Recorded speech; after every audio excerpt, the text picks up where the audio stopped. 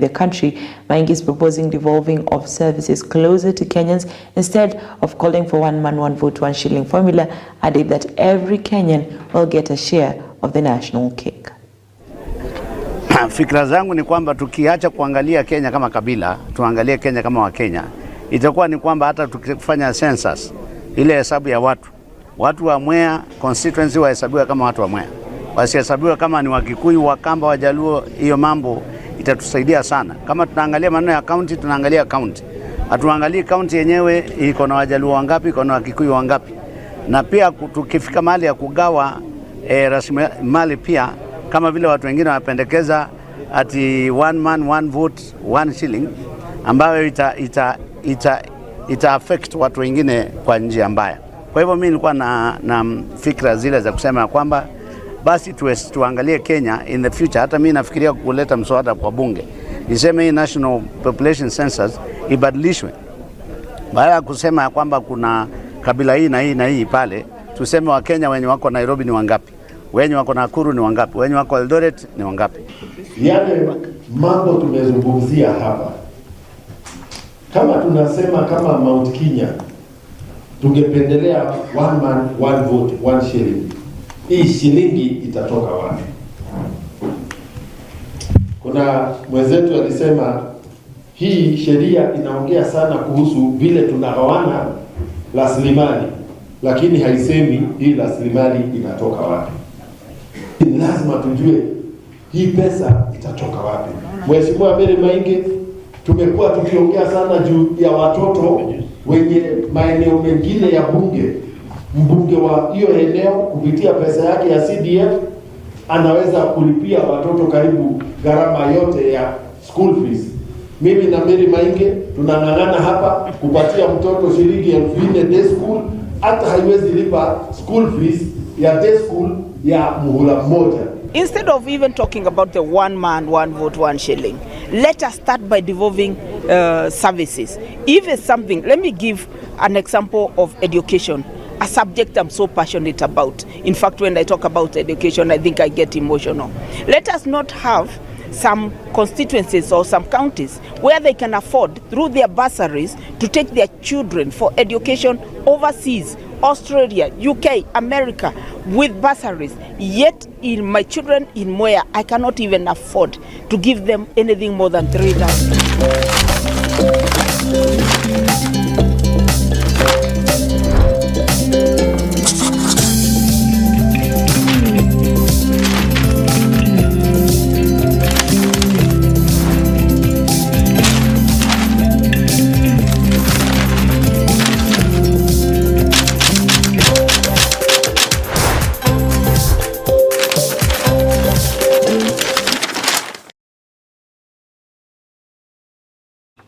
Welcome. We kick it off with the Standard newspaper.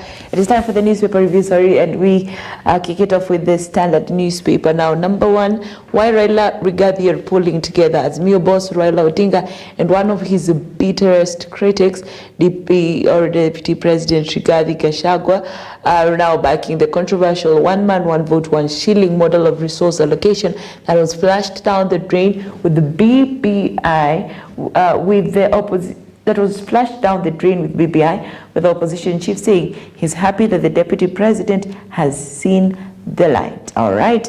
From the photo that you can see, that you were seeing previously on your screen, we have Azimio leader Raila Odinga shaking a leg with Gikuyu traditional dances during the handing over of Limuru 3 reports by conveners at Chungwa House in Nairobi yesterday.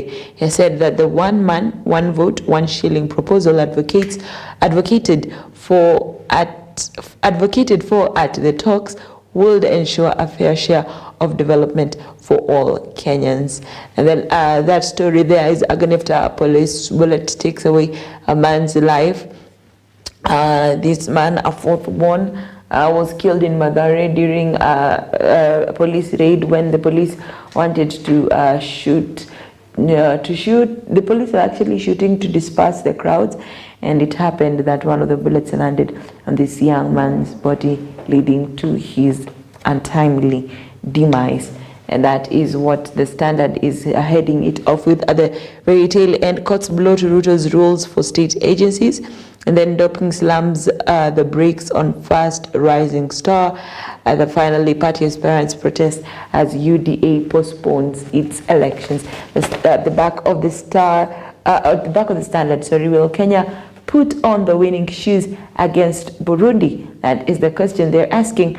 There's a photo there of Harambee Stars captain Michael Lunga, I think, Michael Lunga in a training session at the Police Circle Stadium. All right, and that does it for the Standard newspaper.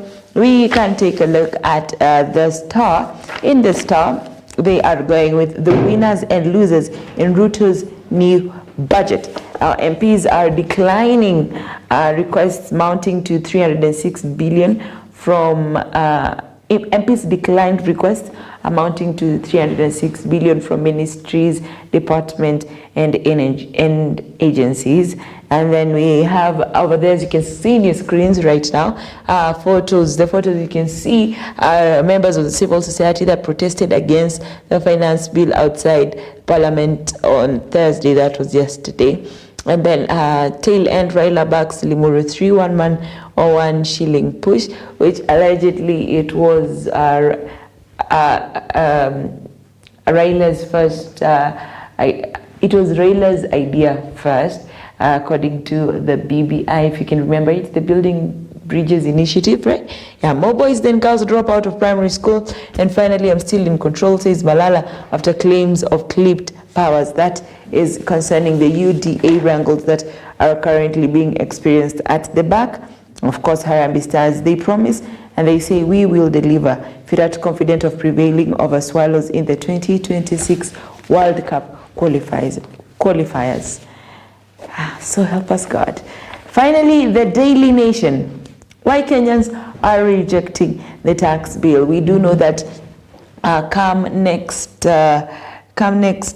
week, next week on Thursday, the budget will be read out for all Kenyans, and EBN will take a special feature on that. We will tackle the finance bill, what the budget has in store for us, how far we've come, where are we expected to go, are we moving in the right direction, considering Vision 2030, considering also the promises UDA or the Kenya Kwanza Alliance gave while they were claiming power. How far are we? How far off or how far on track are we? Now, the government has been warned of massive job losses and a major economic crisis should contentious proposals contained in the Finance Bill 2024 be passed into law. More than 500 groups appearing before MPs, including the church, have asked Parliament to do away with the punitive taxes, even as businesses threatened to exit the Kenyan market, and a new opinion poll showed high public disapproval of the measure. At the tail end, Raila turns into Gachagua ally on divisive revenue sharing formula. Then the 77% of Kenyans said that the Finance Bill 2024 will not have a positive impact on the economy. 87% of Kenyans are opposed to the introduction of a 16% VAT on bread, while 86% are opposed to the introduction of VAT on financial transactions such as M-Pesa. That is a lot. 86%, that's a huge number.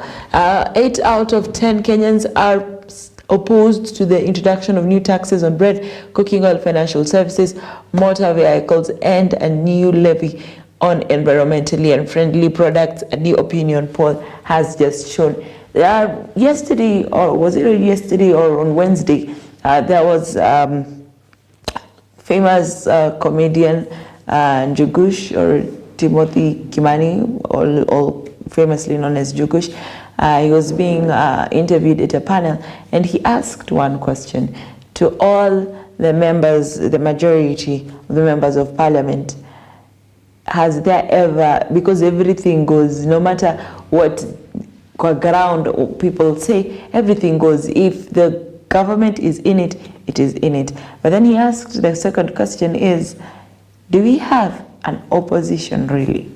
Do you have an opposition that can go against the government should the government be going wrong, an opposition that can stand firm where things are not okay, an opposition that can call out the government if the government is trying to misuse or mishandle power? Do we have an opposition? I leave it to Panda on that, or Chi on that. Allow me to go take a small cup of water, and when you see me next, I will be hanging out with two gentlemen. That is for the drift.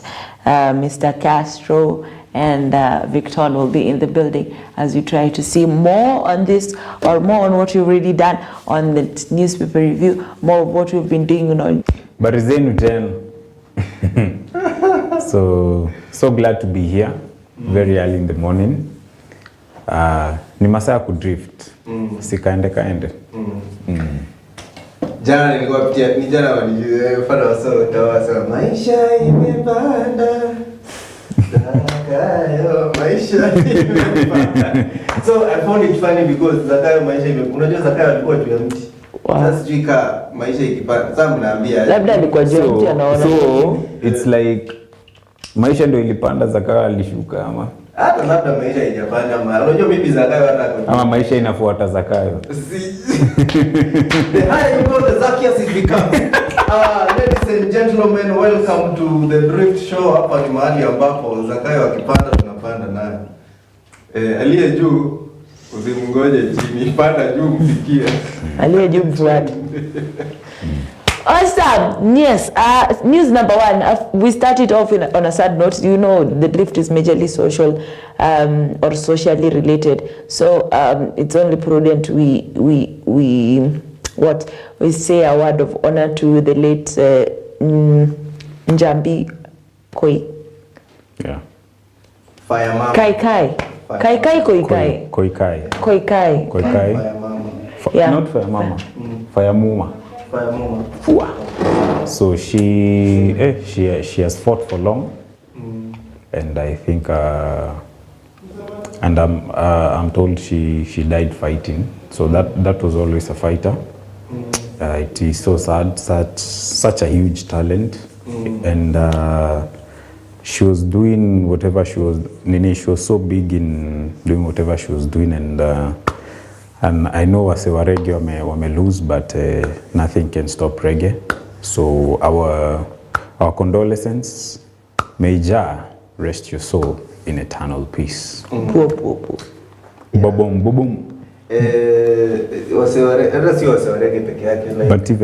But even as a nation, she was a good person. Me, she was personally, but like she had a voice that was giving people hope and encouraging, and like she fought through that sickness openly. There are people who hide it, but I think she kept every step of her fight with her illness so open.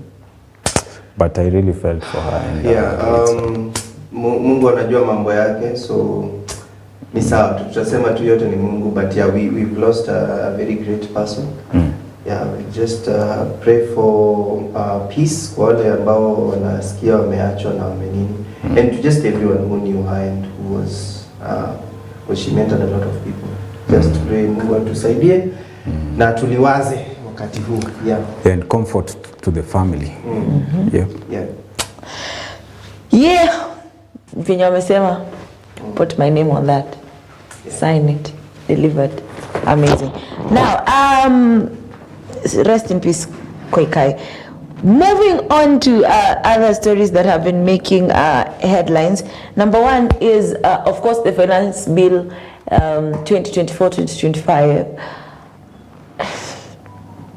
First of all, I don't know what to say about it because kuna hii yenye watu wanasoma yenye ni one something pages, alafu kuna hii watu wanasema wamesoma 4,000 pages. Are we reading the right thing? Over 4,500. Okia Mtata. Ni wa wapi? Ni wa Busia.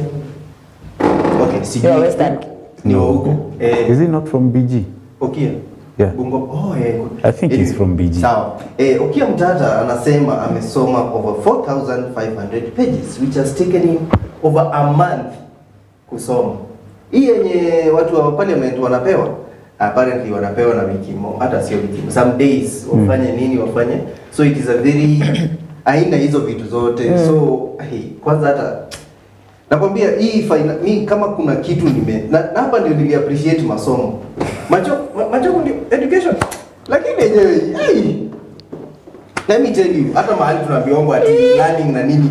Learning is important because if we had omjatas in parliament, wajifungie hata hiyo mwezi. Hata kama mtatuambia kuna kitu kingine mmefanya, hii mwezi nzima tumekuwa tukisoma finance bill. One month mkae chini. Kama ni mtu mmoja amesoma na anaona hizo vitu zote, imagine kungekuwa na group discussion, parliamentary discussion. One month tunakuja, ukifika late assignment, wewe upitia nini section article, you know. Now we don't have that. So mnaleta kitu ya kudiscuss 3 days 4 days.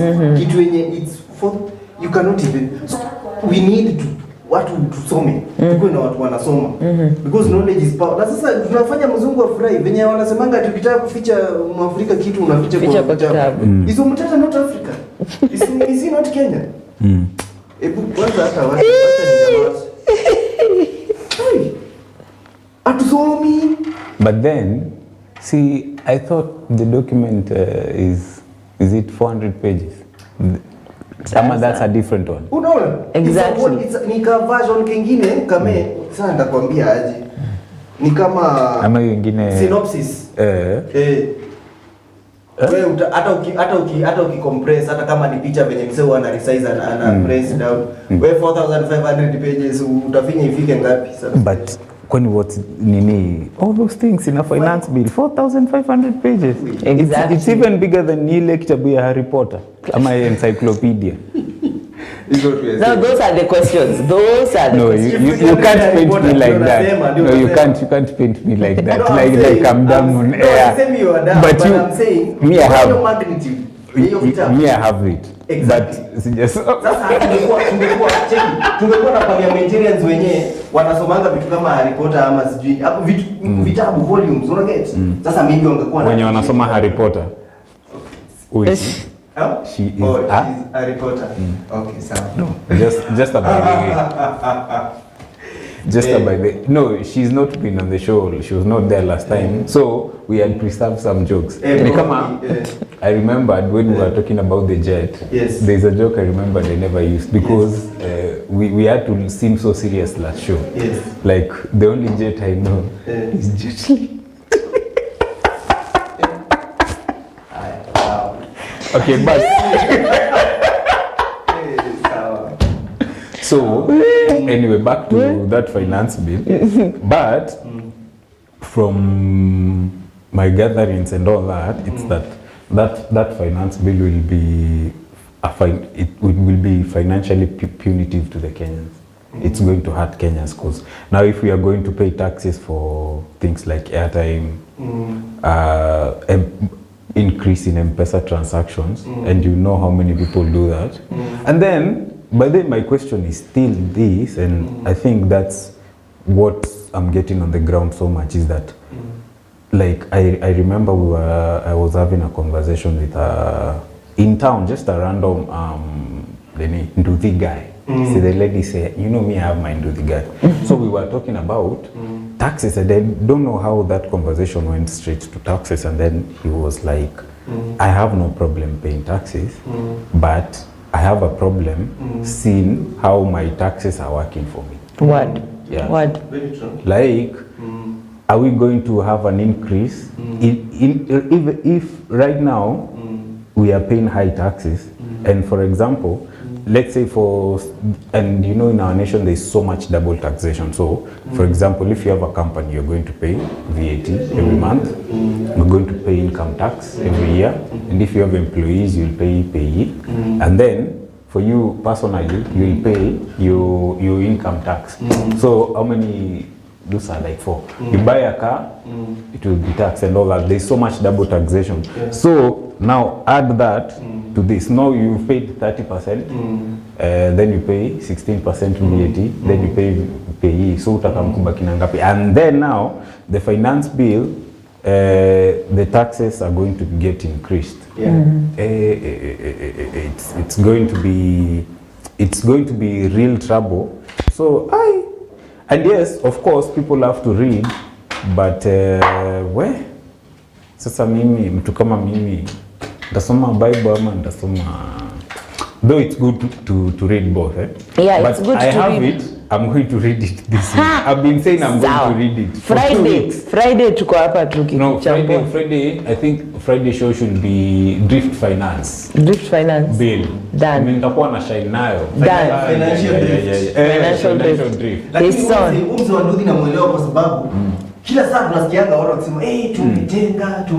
Tumetenga na tunapanga mikakati. Wewe ndio umetengwa. Au feel nini? Inanikumbusha kitabu cha Utengano. Wow. Utengano si udhaifu.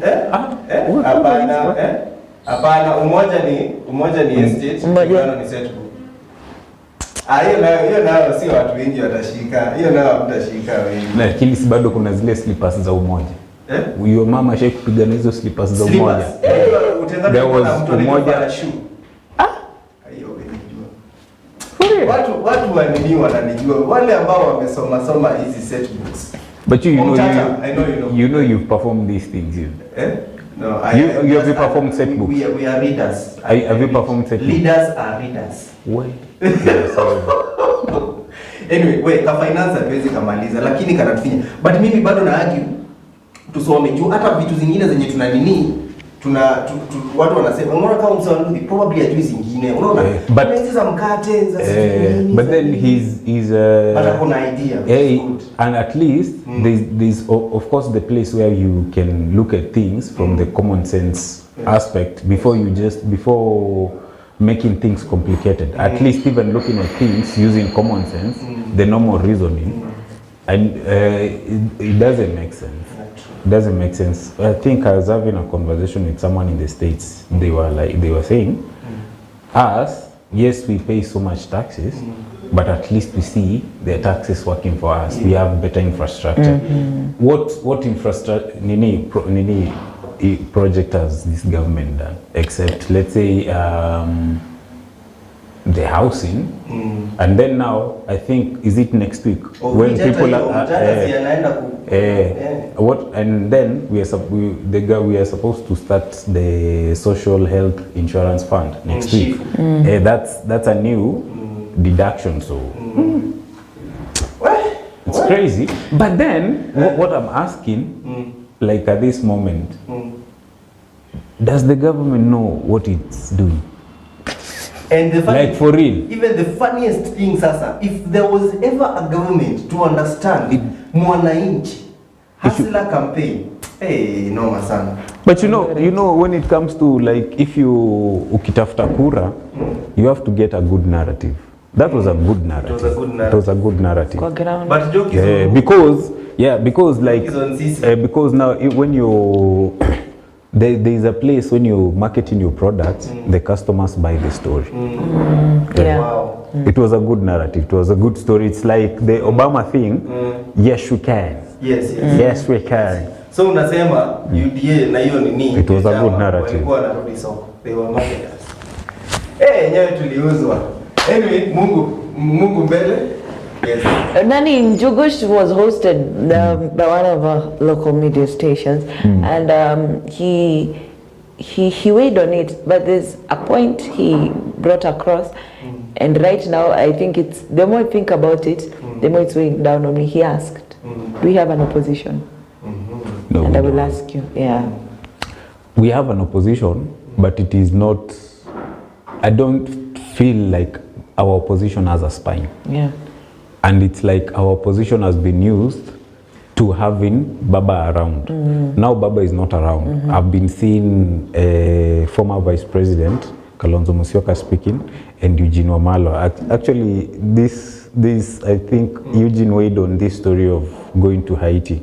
He said, and you know him, he has some bit of furnished English. Mr. President, when our boys go to Haiti, na wageuke Haiti. Will be responsible for their lives. But they are speaking, but I don't think they have so much weight in their speakings. Like we can listen to them, the Kalonzo and Eugene, and they are supposed to be like a conglomerate, but we are not like feeling their weight. Opposition, wacha nijibu. Opposition iko. Na haijai kosa. There are always going to be people who are opposing you, but are they opposing you with the best interest of the citizens in mind and at heart? But do you feel like there is an opposition? You know, when Baba is around, you feel there is opposition. There is opposition, but not. It's not like opposition of progress. Point of view. Not opposition of progress. Just at least you're opposing the government. Kama vitu was aligned na nini? So like right now, if I think the only voice, the only voice of the people right now is okay. That's like the only voice. Na wacha nikwambie pia kuwa opposition is not easy. Because I remember what is this guy's name? Huyu mwenye alienda kumwaga nguruwe na damu nje ya parliament. Boniface alisema mimi nimekuwa nikifaitia wasee. Sawa? And probably that is what our opposition wana feel like, the ones who are very strong. The same na someone like Miguna. Inafika place mtu ana feel nimepigania watu, nimewapigania. Nyinyi hata yani you're sitting pretty. Mimi ni you filing your nails. Mimi nikienda huko kufile returns zenyu. But then you see, but then you can see members of civil society, they protested the finance bill against the finance bill outside parliament yesterday. So there is a place, there is a feeling around that the way things are going, there is a place itafika and punda atachoka probably. And okay alichoka. Punda amekuwa punda milia, hizo strikes tumepigwa mijeledi huko tunakaa sijui nini. In fact, wacha tuniseme hivi because just how it is high time Kenyans, you are your own opposition. Yeah. Acha niachia. So at some point they will get tired and decide to do something about it. Yes. Yeah. Now at that moment when they decide to do something about it, like it happened in the Arab Spring, then itakuwa trouble. Which I think that should be the way to go. That because now that will bring like a revolution. I have no. I will not ask any other question about the parliament, and then we will get political. I hate politics. Oh, I don't. Maybe somehow I don't know. Now, moving on to other issues. This question ningependa Castro ujibu wa kwanza. Why are you setting me up? Yeah. Why are you setting me up? Because wewe ndio nini? It's in your line of duty. It's in your nini. It's in your But I'm career. feeling like you're setting me up. It's in your career. Who is a pastor? Who is a pastor? Don't worry. Check it. They say every setup is a setup for a comeback. Inakwanga 101 rules of how to motivate a crowd. So don't worry. Tujibie swali. Those a pastor. This is how I define a pastor biblically. A pastor is a shepherd. Someone that takes care of God's interests and takes care of God's people. That's a shepherd. Who makes yes, student at the back. Pastor is a meal known in... No, go home. Italia. Who makes or approves pastors? Who makes? Yeah. And approves pastors. The man upstairs. Yes. Right? Na mimi, yes. The head chef. Tunawe, ndio najua mahali unaenda. Ndio tukifika hapo tuseme huyu ni chakula na huyu ni but now in that you find there are people, there are those like who get summoned, they hear the voice. Ama I don't know, so there are so many ways people come to it, and then there are others like someone who is in need. He just looks at you and is like, you are like one of us. And then you get mentored, and others, then there are others who self-appoint themselves. Kujiapisha. Was it Baba and Miguna? There are those who do that. Anakuwa nini? Anafanywa exile. I'm The not reason boarding. as to why, no, before I even give you my reasons. Yes. Constitutionally, what's it? How is it said? Constitutionally, we all have the freedom of worship. I'm a religion, number whatever. We choose what we believe in, and it's okay what we choose and how we worship, right? Then the government or the constitution does not really dictate what happens in the religion, right? So haiwezi sema kitu kama okay, kutakuwa na religion inaitwa Christianity na kulingana na constitution pastor anafaa kuwa hivi, anafaa kuwa hivi. Kulingana na constitution Christianity mnaweza fanya hivi na hamwezi fanya hivi. The things that are happening within the religious facet. Juu sasa sitaki cases ni mingi. Huda saini nini bishop kidogo bishop Huda. Nani tuaje Nganga has his own church. Nini pastor TikTok. Nani pia anaitwa nani? Wamlambez. Imagine. Who? Sky. Miracle Baby. Miracle Baby. What is it? Miracle Baby is a pastor. Since when? Exactly. Thank you. That was me. So that was me. Who pacifies people? So haven't yeah. Yeah. I don't know that. Thank you. So this is the drift. I think that has drifted me. So wamnyonye but anyway, I've not yes, God transforms. That is true. We all have stories. Probably 5 years ago.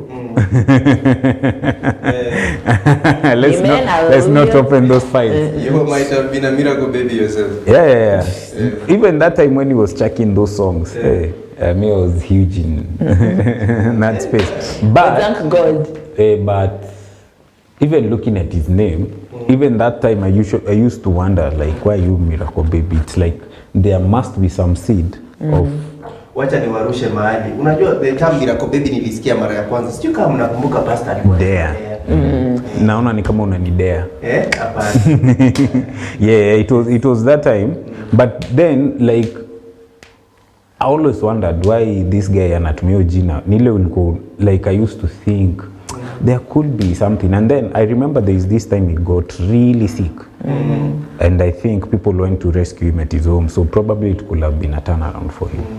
So we never know. But so now next week you have two things: the finance bill draft and Miracle.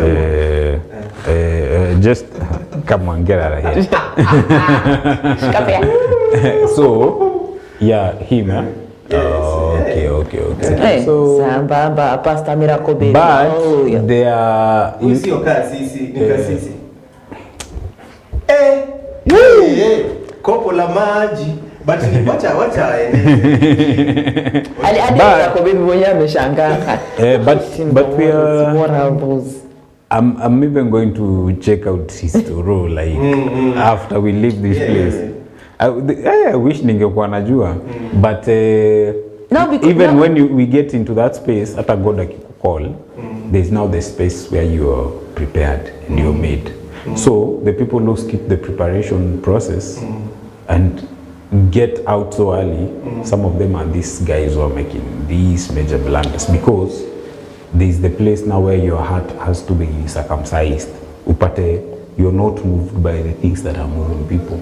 Like, because now we can classify lust into there's the pride of life. There's the lust for people. You just want the people. The lust for possessions, the things, and the lust for power. No, these are the things God needs to circumcise, and it's painful. And considering this guy came from that world, which was it's everything goes. We need to vet and verify. Now back to that thing, the government may not, But what the government does, and I think the government has done, especially after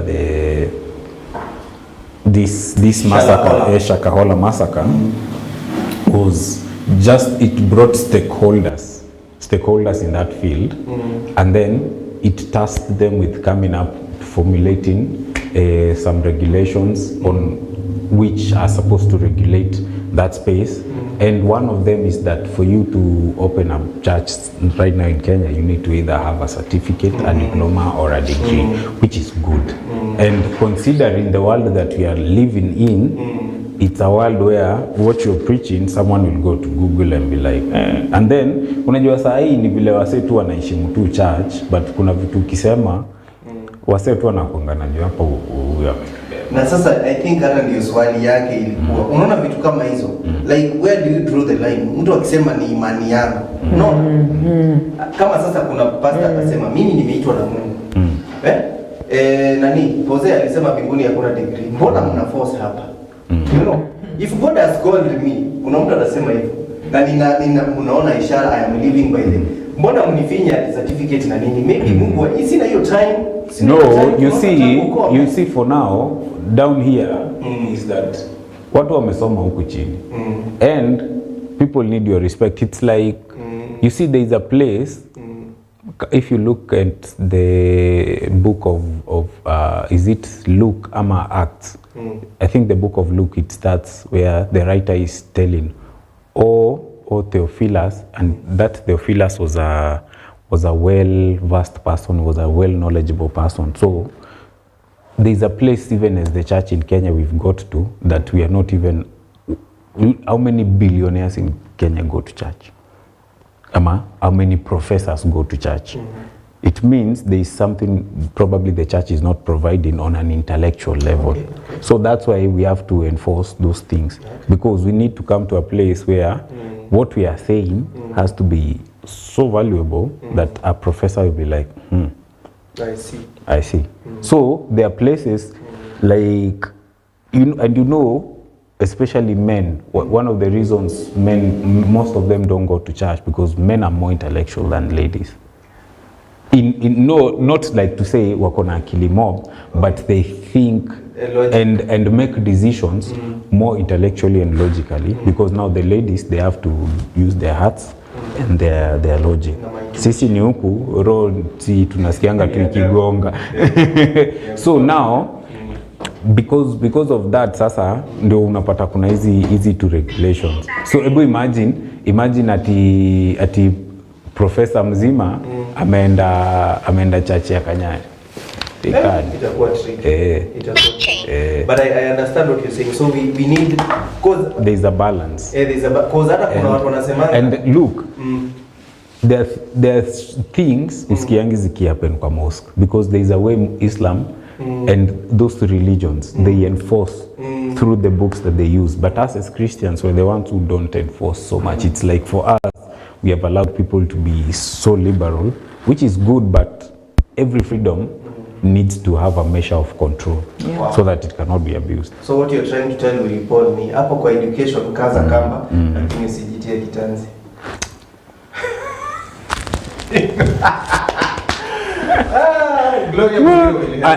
I don't know if you answered. I have answered. I think because most of the things that are happening, watu hujitetea na it's my religion, it's my belief, and and once you play that card, really the government cannot do anything. So finding that line where the government has said something, the government can act, people need to be rational, people need to be woke, not the woke, the one. But now the stakeholders in that farm, it's like you see, the church, exactly. Ukisema stakeholders, church haina criteria. Truth be told, we are the church. We believe in God. I see. Once you're applying for work, once a church wants to hire, it must be born again.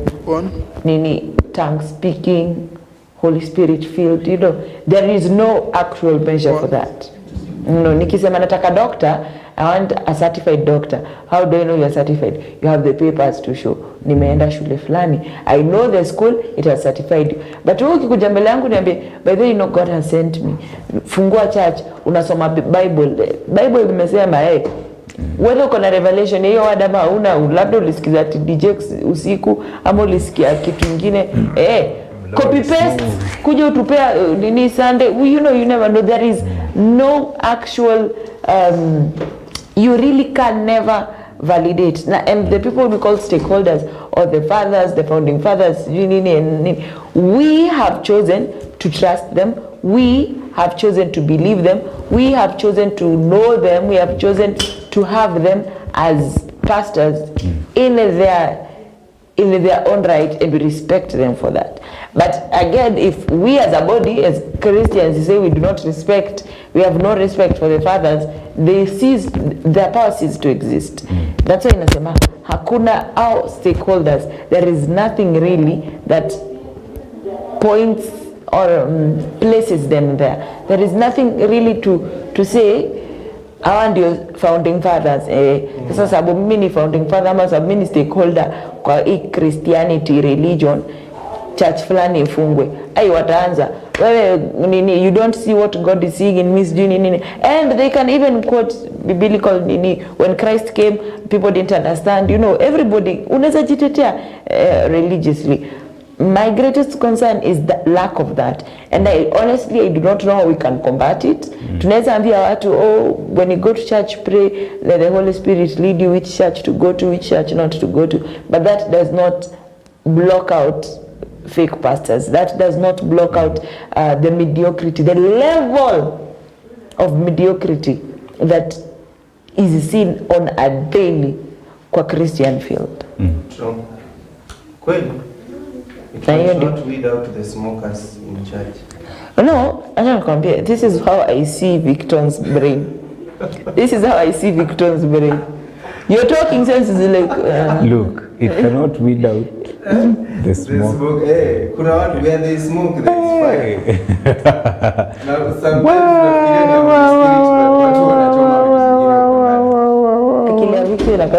no, you know, there was the original Pentecost, alafu kuna ingine, people are just wanachoma tu kwa kanisa, they are burning. Like, haujui ni nini wanafanya. I don't know. But when you give things time, we tend to like the aspect of knowing a tree by its fruit. When you give things time, like there's always a way that utapata there is a distinction. It's just like there are pastors, if we can parade them, and we just look at what they are doing, even from a common sense, from the place of common sense, you're like, this is error. Like this one who was who mwenye alikuwa amepanga watu amewapea maji kila mtu 1,000 kila mtu 1,000.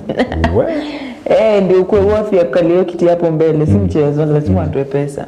Asiharibu pesa yenyewe. But my concern, my heartache,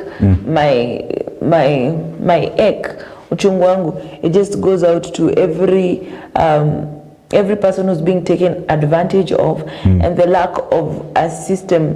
There can never be. Na venye tu umesema, give them time, they will weed out ama kutumia masemi ya Victor, weed out smokers and smoking weed and I don't know, whatever. Pirigesha. You know, we can never really, kuna watu tu watasuffer in the end, and the worst case scenario is there are people who will die.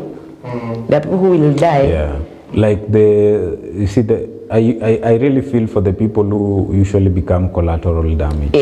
Thank you. Because now you find like you've been in a church for long, and probably your discernment levels were so low, and then you see if you're dealing with human beings, like there's a point you'll become emotionally attached. Yeah. So you find you've become emotionally attached to the guy, the papa, and you're not like, God is showing you something, and then you're like, your loyalty is so tied to papa, you know. That's my spiritual daddy. Yeah, spiritual dad. Yeah. Who's your dad? Kenyarai. Who's your daddy? So TikTok. Aya. Fukuza mapepo. Speaking of weeding and smoking and Yes. nini. Mogoka, guys, Mogoka is being banned in especially wacha wa ban coastal. wacha wa ban. Wanafanya poa. But now the challenge ni the legal argument to it. Ni hawezi kuwa like hakuna law ina permit the governor iban. But then the intention behind the governors doing that is superb. The intention is good. Yeah, it's like saving so many young people. Unajua wenye tunatengenezanga laws zetu, I think either wenye waliandika laws zetu ndio genius ama kuna I might not ban but I can make it very hard for you. Like was it in Kilifi ama ni Kwale? It's like the boda transporter like anatolewa kukatwa I think like wao ni kama wamepandisha ni fine sama business hizo business fees kama ulikuwa unalipa 10k per month sasa ni 50k. So wamefanya like hivyo, it's just to like weed them out. Exactly. So I think something had to be done because that thing is a national crisis. But Kenyans are also funny because utaambia watu hivyo, now they get genius ways of transporting. Kama kwa katiba kwa kibuyu ya 20 liters ya Eliana. Yeah. Inafinywa hapo ndani, inafinywa. Au mtu akishika hivi kwa kibuyu kana maji unatingisha. So now Muguka in the coastal regions itageuka kukua kama crack cocaine like it will be so expensive. Yeah. Muguka ile ilikuwa ya chwani huko coastal sasa itakuwa tuseme punch ama nini, yani Muguka sasa itakuwa ya elite. Baba kitambo tulizo unaona mzee anakula hivi unadhani ati huni sana. Unaona mzee amefura tu yuko na hivi. I know right. But now the thing about Mogoka is it will if this continues it will die. Mogoka business will die. Mogoka kama vile umetumia example ya nini cocaine ama meth ama nini, you know those things unaweza buy leo everlasting. Ama probably these guys may think of ingenious ways. Exactly. Like they do with the coca plant. Like na hizo stuff they wanatafuta way waitengeneze ikuwe powder. In fact, wacha niwape free of charge hii courtesy of nini. Mkitaka vizuri wasi, juu nimeona mmeanza kurusha kwa nini. Si nasikia kuna tools. Kama njugu na nini. Kama unaweza tengeneza peanut butter yenye iko na to leaves ndani. Hapo hiyo nimewapea free of charge. I'm just thinking though. You're not thinking. Mimi naangalia kichakula kinini. Unaona hapo ka green na ka brown. Inakaa very earth colors, earth tone, you know. But anyway, hiyo jaribu na kitu kingine kama Abu, let's stop thinking so that we don't give them ideas. Okay. So, na peanut butter unaweza jaribu kutuambia. But I think it's me I really support the Mombasa governor, the coastal governors for taking that decision and just sticking to it. And then I saw last week or the other week, Mombasa's governor, like his media station was raided. Like someone shifted the battle from the issue to making it personal. I was like, ni kunoma. And then akaambia, kujeni mchukue vyote, mchukue hizi microphone zote, hata hizo kamera, chukueni kila kitu. Lakini Muguka uletwi huku. Aturuhusu Muguka. Wacha nikwambie, endangered species number 1 Kenya sai. Men. Hata sio men. Okay, ni boy child. Yeah, the boy child. Someone boy child is endangered species because endangered species are actually protected by the government. You know. So tungekuwa tunaona like kipaumbele. Okay, but madam second lady is trying. But let me ask you, who is really nani anapatikana sana na hijaba it's not the girls, ni the boys. And actually I saw the northeastern leaders led by Aden Duale. Walikuwa nasema if we are fighting alcohol, let us also fight Mogoka. Yeah, but let people pour around that subject. And of course now the farmers have an argument. They're saying it is their means of getting money, getting cash.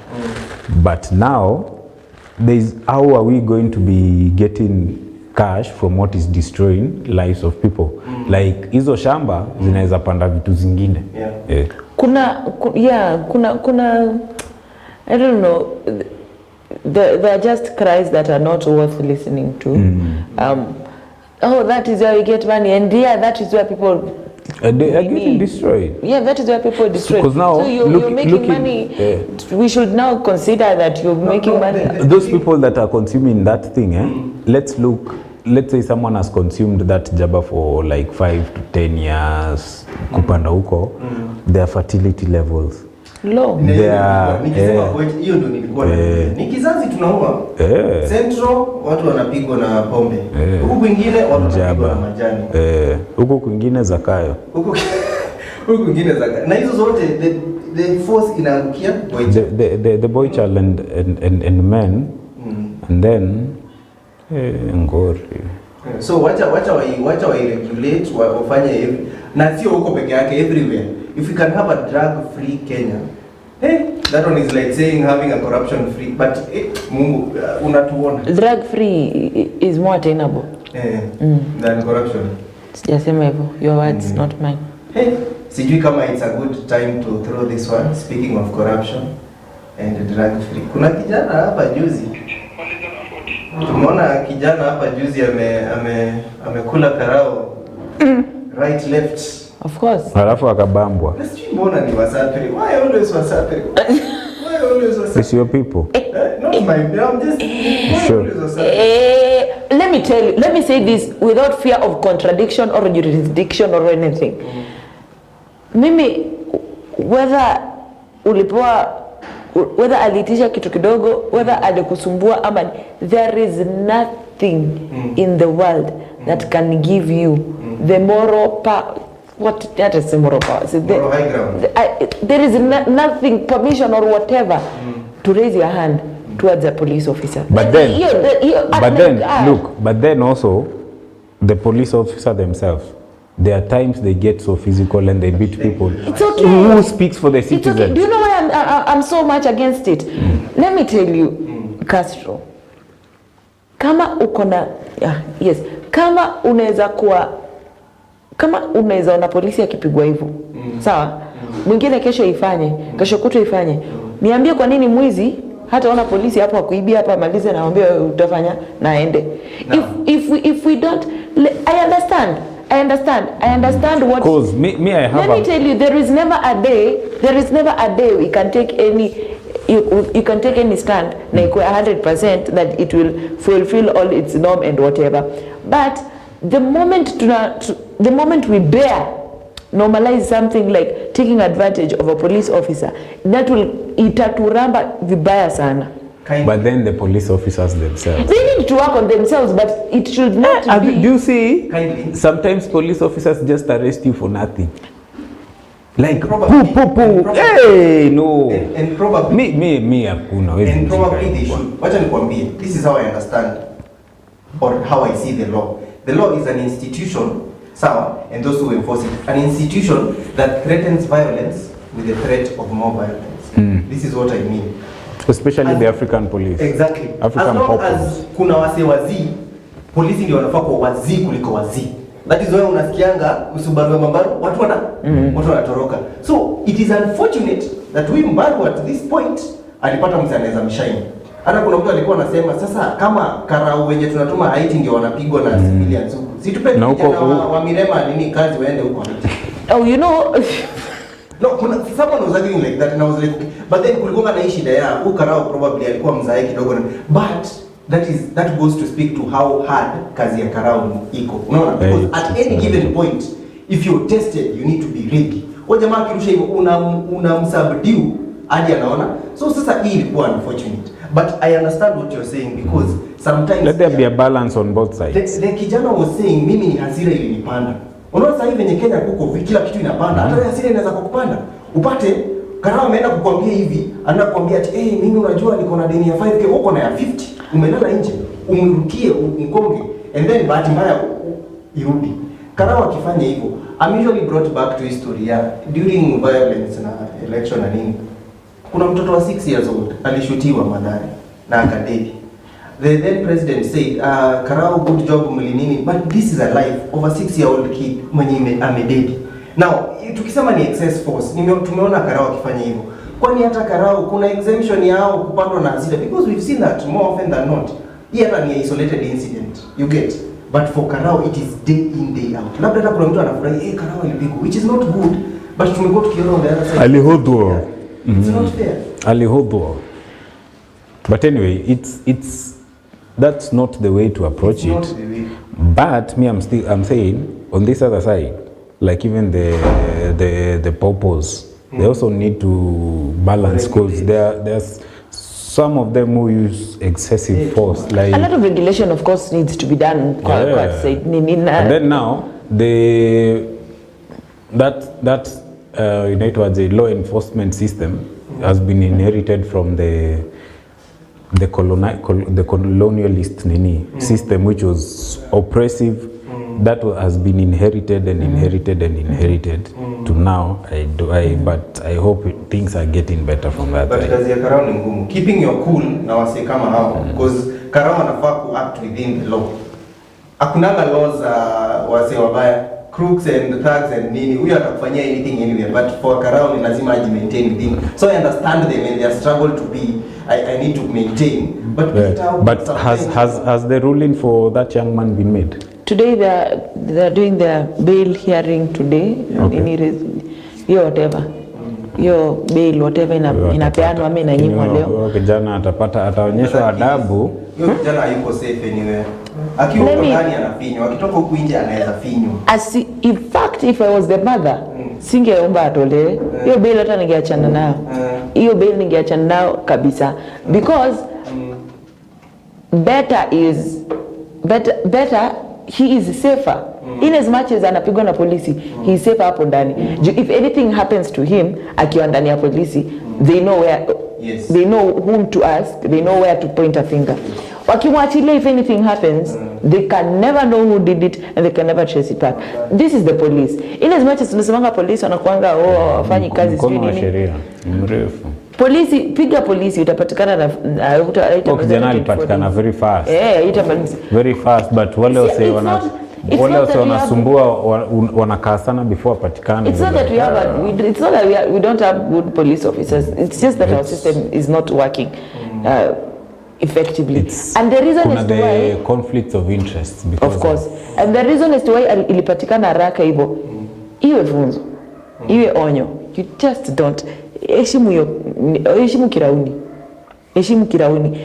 Do you know why a police officer, as much as tunajua anachukuanga hongo na nini akisema kwa barabara ainua hivi mkono, sababu tu hiyo uniform, you of course piga breaks. Amri ni kubwa kuliko anayeitoa.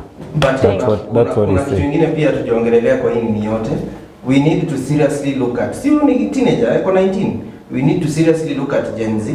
And we need to seriously pray for Kasarani, Mirema, hiyo area kabisa. Hiyo area iko na pepo. Hapo kuna hiyo. Pastor, fanya nini? Actually I'm nini hiyo story ya Kasa, it's a heavy one, because it's shocking that in Kasarani there yani pills uza sana kuliko sweet. Imagine. Yeah. Pills, yeah. That's something that's what has been in my mind this week. Na hivyo mmesema nimepanga mikakati ya maombi, nimetenga maombi specifically, but yani my heart is burning and is bleeding for Kasarani and that Mirema area. That Nigerian story and all that, like there's so many atrocious things that happening. And you know that anyway, wacha nisiseme. Tukimalizia jamani, niambie hivi tu Gen Z, the world does not revolve around you. Whoever lied to you. Kwanza huyo mmoja sorry. Alidu nini? Kwanza kuteta mwanamke mmoja aliamua kuamuka ateteshe Abel Mutua sababu ya hiyo itakuwa personal agenda. Itakuwa personal agenda. Itakuwa anyway, Now, Gen Z, the world does not revolve around you, please. The world revolves. Whether you stand, you sit, you lie on the road, tutakanyaga na tuendelee na maisha. It does not revolve around you. Please. Thank you. I love Gen Z.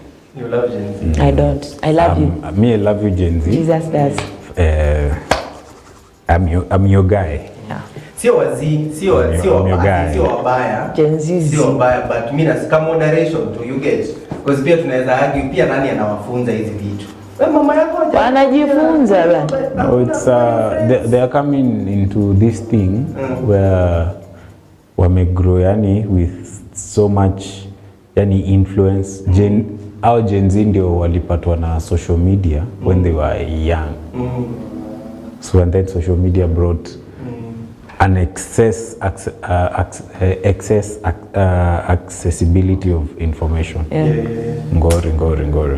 They know a lot, but they don't think they have the mental fortitude and the capacity to handle the information they know and to know how to use it.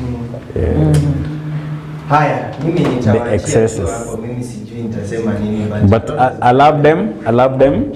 Sasa mimi ndio the real pastor wa Gen Z. Forget every other pastor. Come to me. Tusome finance bill nikimaliza. Gen Z mnaweza tutoa opinions hapo kwa comment section. What does finance bill mean to you as a Gen Z? Nice. That's a good one. We will talk off the camera. I promise. Thank you very much for joining us. Thank you for being with us from start to finish. It is the end of the Drift. Beautiful Friday. It will be for you. See you at 1 during the EBN TV news at 1. But for now, on behalf of Castro, Victon, EBN TV, the Drift. See you for the finance Drift next Friday. See you at 3 p.m.